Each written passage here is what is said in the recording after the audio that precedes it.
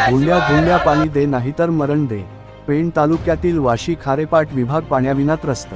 वाशी खारेपाट विभागाचा आज आंदोलन मोर्चा होता। प्रांत अधिकारी या कार्यालयावर मुबलक पाणी मिळावं व सुरळीत पाणी मिळावं याकरता खारेपाटाचे तहान कधी भागणार। खारेपाट विभागाला मिळणारा पाणी हा सिडकोला जातोय, तो थांबून आमचा पाणी आम्हाला मिळावा।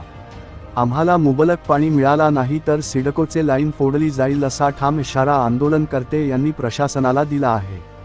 अनेक वर्षापासून खारेपाट विभाग पाण्याविना वंचित आहे। अनेक नेते झाले परंतु अजूनपर्यंत काय पाणी व्यवस्थित आलं नाही।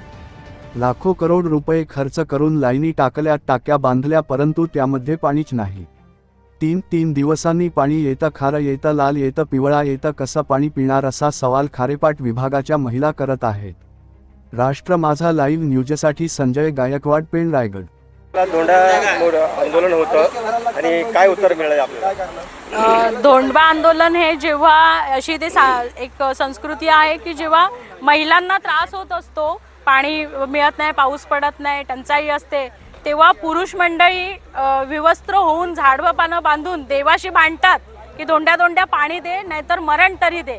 म्हणून आज आमच्या प्रितेश माळी हे धोंड्या म्हणून इथे अवतरले आणि महिलांची ती लढाई ते लढले। या आंदोलनात खरं तर महिलांचा सहभाग नसतो, पण तरीसुद्धा काही महिला आल्या आणि सगळी पुरुष मंडळी या आंदोलनाला जास्त होती। आपली मागणी अशी होती पेण खारेपाट विकास संकल्प संघटनेच्या माध्यमातून की जे 7 दिवस आड पाणी देण्याचं नोटीस दिली होती, तर त्याबद्दल काय नियोजन करता येईल असं की ते पाणी आपल्याला जे आहे सुरळीत तसंच देण्यात येईल।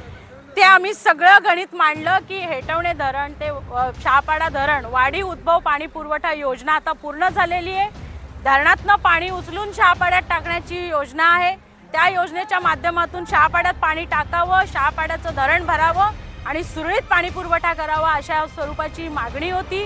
कालव्याची जी कामं सुरू आहेत ती युद्ध पातळीवर सुरू करून पूर्ण करण्यात यावीत। मे पर्यंत 19 किलोमीटरचा टप्पा पूर्ण करण्यात यावा आणि दुसरा टप्पा जो आहे तो भालपासून सुरू करण्यात यावा अशा आमच्या मागण्या होत्या। माननीय उपविभागीय अधिकारी हे गेले 2 महिने सातत्याने या विषयावर पत्रव्यवहार करतायत आणि मीटिंग सुद्धा घेत आहेत संबंधित विभागाशी।